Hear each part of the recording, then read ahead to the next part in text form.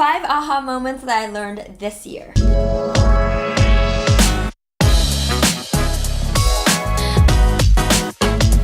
Hey you, it's me, Gina Sue, your life coach for go-getters. I had a pretty interesting year so far, and I had 5 aha moments already. Now, when I mean I want to share 5 things that I learned this year, yes, I mean this first quarter because it's only April, but let's dive right in. I'll get a little personal and share some stories with you. Number 1.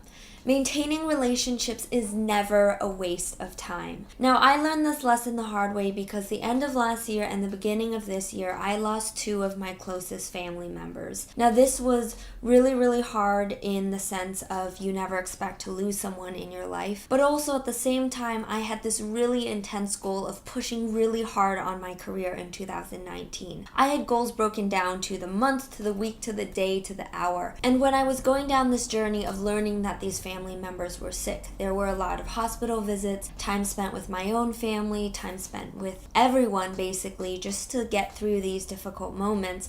I found myself a little bit in contrast with where my mind was and where my heart was. I really wanted to stick with my goals and push hard on my career like I committed to, but then there was also wanting to be with family and spending the last quality moments that I could. In hindsight, I'm so glad I spent every single second and minute with these family members, because at the end of the day, it's the people who you love and who love you that matters the most. Number 2, things take a long ass time. Now, this one kind of hit me like a truck one day when I heard someone say this, and it just attacked my mind like a crazy tornado because I realized that things take so long. For example, when I was moving apartments, I figured, okay, I get this moving company, I'll move in a day, and within a week, I'll switch out all my furniture, get everything settled in, toss out all the boxes, and I'll be done. Lo and behold, things like getting a new couch takes time to pick out which fabric, which matches with your curtains, and then you order it. It takes 2 weeks to get to you. And all my expectations of having this whole ordeal done in a week,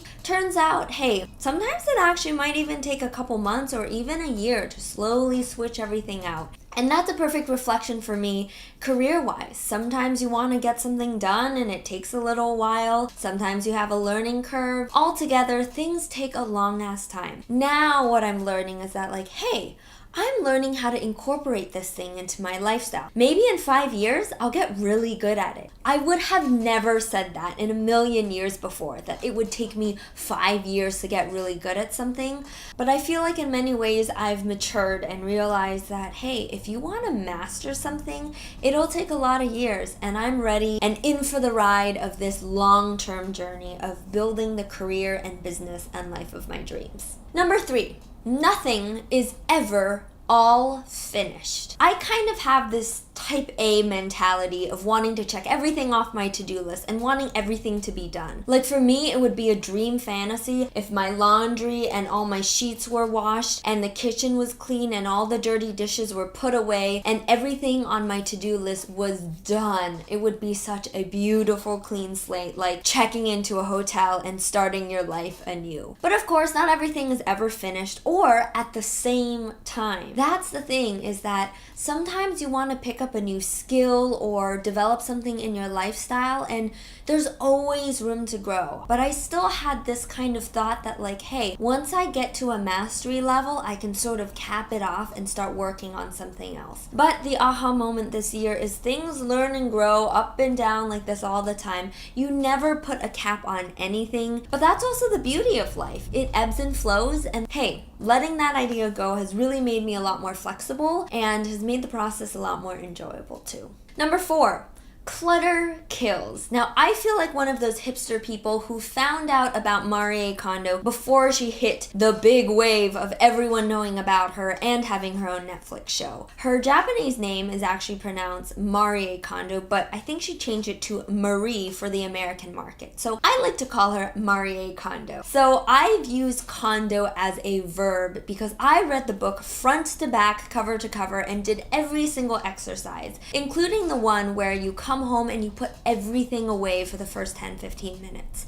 I know it sounds like a lot of time to come home and hang your jacket, put your shoes away, take things out of your purse that you don't need, and put everything away, but I love it. It's made such a difference in my life. And now I really don't buy a lot more things that I know are unnecessary. I'm constantly going to Goodwill and donating things, and I'm slowly working towards a more minimalist lifestyle. This is gonna be a slow transition for me, but I think it's something that I'm really gonna enjoy, and I've felt so free and loose, and I feel like I have a lot of room to do what I want with less and less clutter.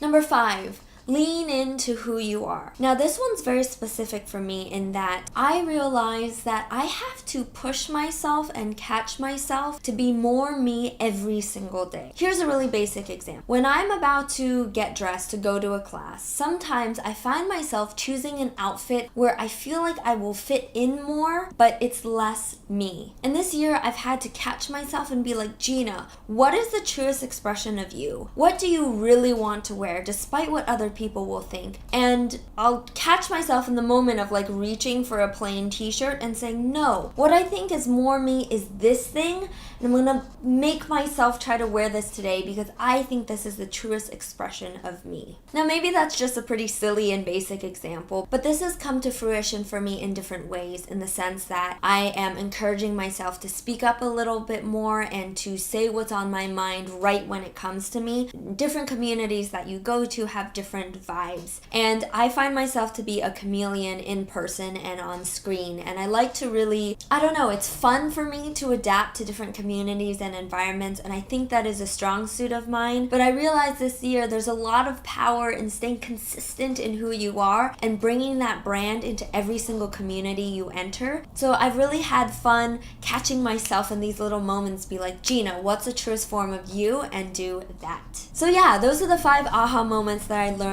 this quarter of 2019. It's crazy. If I'm learning 5 a quarter, then I'm gonna learn 20 by the end of 2019. And as nerdy as it sounds, it's actually really exciting to learn all these self-development lessons and kind of like pocket them and just be aware of them as life goes on, as they stack and grow, because hey, nothing is ever finished, especially when it comes to your self-development. So I hope that was enjoyable for you guys. If you like this video, please like it, give it a thumbs up, and if you want to stay in the loop for all my future videos, please subscribe to my channel, and if you think a friend would enjoy it, please send it to them. It is my life's goal and intention to share self-development in a fun and helpful way for anyone who's interested and wants to better their lives. So thank you guys so much for watching, and I'll catch you in the next video.